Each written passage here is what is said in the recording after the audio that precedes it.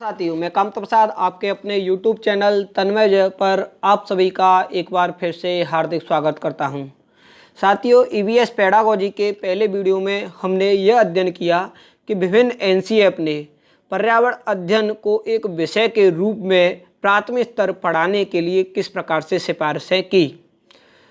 और आज के इस वीडियो में हम यह अध्ययन करेंगे कि NCERT ने EVS को बालक के अधिगम के लिए एक महत्वपूर्ण संसाधन के रूप में देखा, एक प्राथमिक संदर्भ माना और NCERT ने NCERT को EVS की पाठ्य पुस्तक के लिए जो सुझाव दिए, जो सिफारिशें की, उसके आधार पर EVS की जो पाठ्य पुस्तक है उसका जो निर्माण NCERT द्वारा किया गया, उसकी प्राथमिक स्तर पर उस पाठ्य पुस्तक की क्या विशेषताएं हैं उस पर चर्चाएं करते हैं। तो सबसे पहली और महत्वपूर्ण विशेषता यह है कि जो प्राथमिक स्तर पर पर्यावरण अध्ययन की जो पाठ्य पुस्तक है उसकी जो विषय वस्तु है उसको बाल केंद्रित रखने का प्रयास किया गया, जिससे बच्चों को स्वयं करने, स्वयं खोजकर पता करने के अवसर मिल सकें। बच्चे रटने की या याद करने की जो मजबूरी है, जो आदत है, उससे बच सकें। यदि हम और विशेषताओं पर चर्चा करें तो जो पाठ्य पुस्तक है उसमें परिभाषा, वर्णन तथा अमूर्त प्रत्यय आदि को कोई स्थान नहीं दिया गया, अर्थात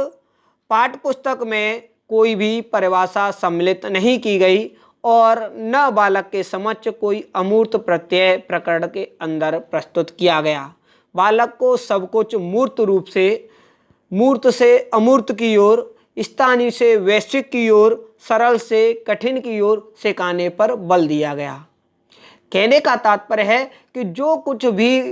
विषय वस्तु में बालक के समक्ष प्रस्तुत किया गया, जो उसके वातावरण में जिस प्रकार से बिखरा हुआ है, वह उसी रूप में बालक के समक्ष प्रस्तुत करने का प्रयास किया गया। यदि हम पाठ्यपुस्तक की अगली विशेषता पर चर्चा करें तो जो EVS की पाठ्यपुस्तक है उसमें जो भाषा है उसको भी औपचारिक नहीं रखा गया, बल्कि जो बच्चों की सामान्य बोलचाल की भाषा है, बालकों की दिन प्रतिदिन की जो भाषा है, वही पाठ्यपुस्तक में रखी गई।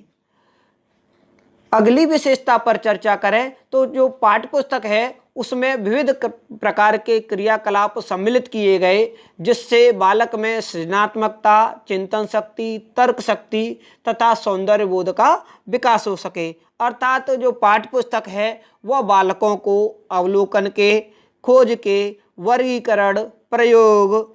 चित्र बनाने, बातचीत करने, अंतर ढूंढने, स्वयं अपने हाथों से क्रियाकलाप गतिविधियां करने आदि के पर्याप्त अवसर देती है, जिससे बालकों में सृजनात्मक शक्ति का विकास होगा, चिंतन शक्ति का विकास होगा, तर्क शक्ति का विकास होगा और बालक में सौंदर्य बोध की क्षमता का भी विकास होगा। यदि पाठ्यपुस्तक की अगली विशेषता पर चर्चा करें तो EVS की जो पाठ्यपुस्तक है उसमें जो विषय वस्तु है वह चित्रों के माध्यम से आगे बढ़ाई गई है और चित्र बालकों को मनोरंजन के साथ साथ सृजनात्मक, चिंतन, तर्क शक्ति के अवसर देती है, बालक को चुनौतीपूर्ण अधिगम करने के अवसर देती है। कहने का तात्पर्य है कि EVS पाठ्यपुस्तक में चित्र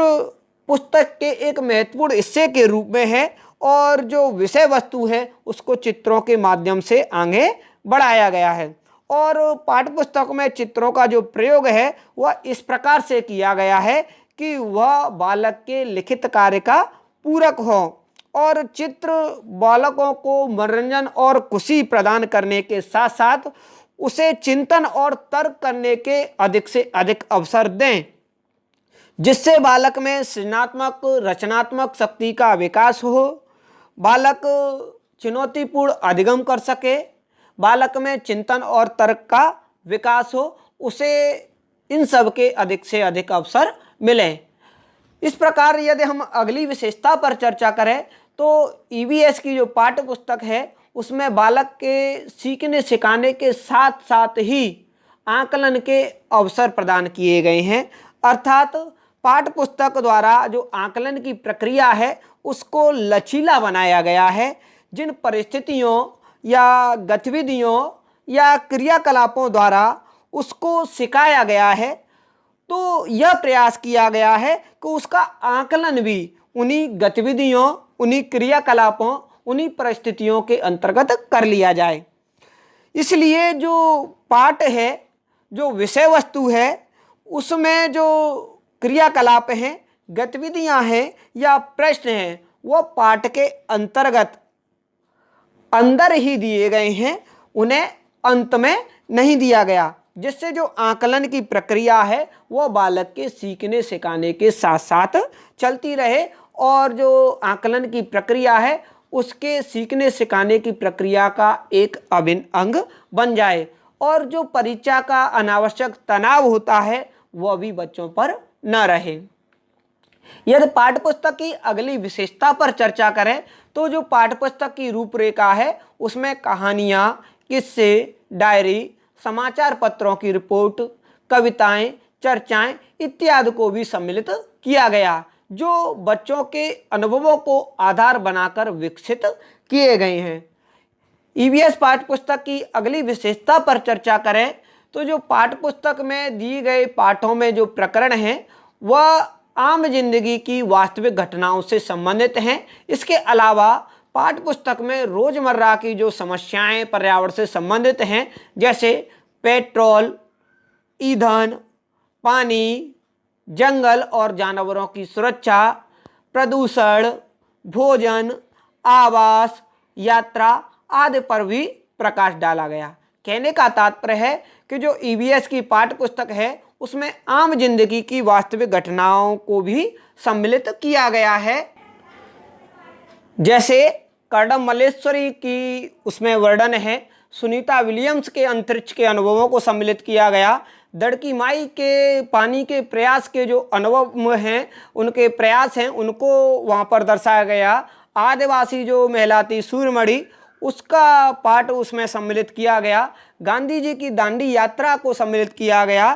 कहने का तात्पर्य है कि जो वास्तविक जीवन की घटनाएं हैं वह हमें प्रेरित करती हैं और हमारे समक्ष एक विशेष रोचक पूर्ण संदर्भ प्रस्तुत करती हैं, जिससे वह उससे संबंधित जो समझ है वह हमें विकसित हो, हम प्रेरित हो सकें और जो हमारे पूर्व अनुभव हैं उनको हम फिर से विचार करें और अपनी जो चिंतन है, तर्क शक्ति है, उसको अधिक विकसित कर पाएँ। इसके अलावा जो पेट्रोल है, ईंधन है, पानी है, ये जो समाप्त हो रहे हैं, पर्यावरण में एक नई समस्या उत्पन्न हो रही है, उसके प्रति बालकों में समझ विकसित हो, वह जागरूक हों और समाज को जागरूक करने में अपनी महत्वपूर्ण भूमिका निभाएं। इसके अलावा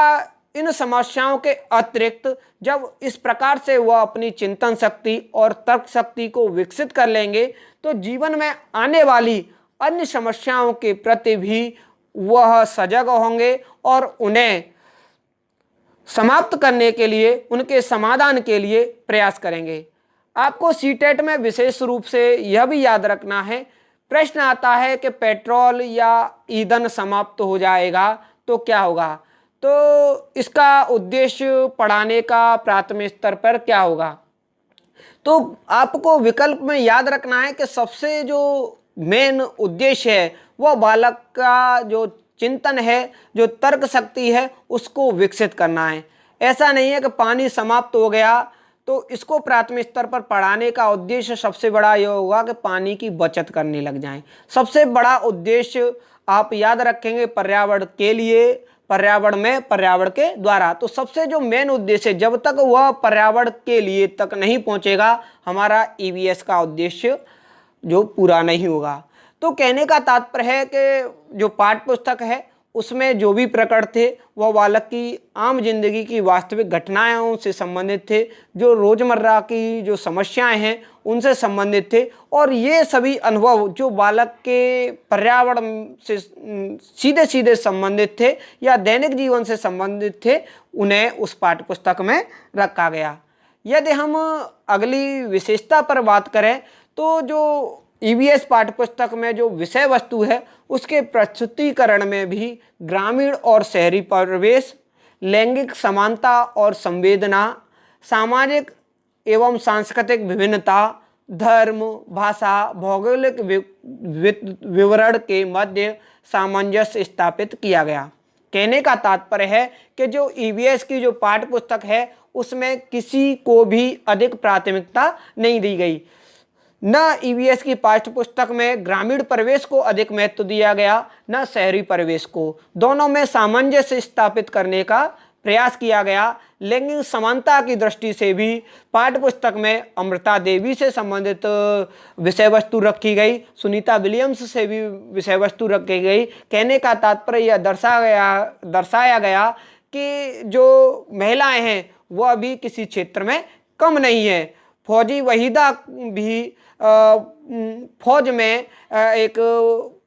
परेड का नेतृत्व करती है। उससे भी यह दर्शाया गया कि लैंगिक समानता एक जो सोच है, एक सामाजिक व्यवस्था है और इसमें समानता पर बल दिया गया। इसके अलावा सामाजिक सांस्कृतिक विभिन्नता, जहाँ पर जो चीज़ अधिक होती है वहाँ पर वही खाई जाती है। क्षेत्र के अनुसार भारत में अलग अलग भाषाएं बोली जाती हैं और प्रत्येक स्थान के अनुसार वहाँ का भौगोलिक वातावरण अलग अलग है और किसी को अधिक या विशेष महत्व नहीं दिया गया और सब में सामंजस्य का प्रयास उस पाठ्यपुस्तक के अंतर्गत किया गया है। यदि हम पाठ्यपुस्तक की अगली विशेषता पर चर्चा करें तो जो शिक्षक है उसको भी जो पाठ्यपुस्तक है वह उसको ज्ञान का स्रोत न माने, बल्कि जो बालक है उसको स्वयं ज्ञान रचने में एक सहायक की भूमिका निभाए। अर्थात वह बालक जो विद्यालय में आया है उसको यह अवसर देना है कि वह अपने आसपास के लोगों से, अपने परिवेश से, अपने समाचार पत्र, घटनाएं, वास्तविक जीवन की समस्याओं से जुड़ सके, उनको समझे, जागरूक हो और उनसे सीखने की अवसर भी उसको मिले। इसके अलावा जो पाठ्यपुस्तक है उसमें ऐसा कोई भी लेख, चाहे वह सकारात्मक हो या नकारात्मक, बिना सोचे समझे प्रतिस्पर्धा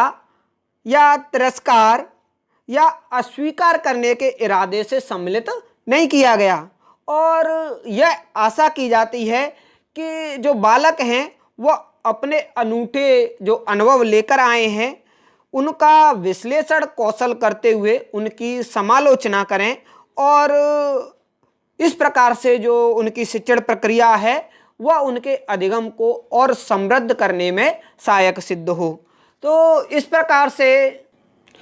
पर्यावरण अध्ययन की जो पाठ्य पुस्तक है उसको सीखने सिखाने की एक सामग्री की तरह देखा जाना चाहिए, एक महत्वपूर्ण संसाधन के रूप में देखा जाना चाहिए, जिसके इर्द गिर्द जो अध्यापक है वह अपनी पढ़ने पढ़ाने की प्रक्रिया को संगठित करे, बालक को संसाधन उपलब्ध कराए, बालक के लिए गतिविधियों का आयोजन करे, बालक के लिए क्रियाकलापों का आयोजन करे। और इसका प्रभाव यह होगा कि बालक उन गतिविधियों में सक्रिय रूप से भाग लेगा और उसका जो चिंतन है, तर्क है, सृजनात्मक शक्ति है और ज्ञान के स्वयं अर्जन करने की जो क्षमता है वह विकसित होगी। बालक को सीखने के अधिक से अधिक अवसर मिल सकेंगे। तो साथियों, आज के वीडियो में बस इतना ही। यदि वीडियो आपको पसंद आया है तो वीडियो को लाइक कीजिए, चैनल को सब्सक्राइब नहीं किया है तो चैनल को सब्सक्राइब कर लें और बेल आइकन को अवश्य प्रेस कर दें। मिलते हैं अगले ईवीएस पेडागोजी के वीडियो में, जब तक के लिए धन्यवाद। जय हिंद।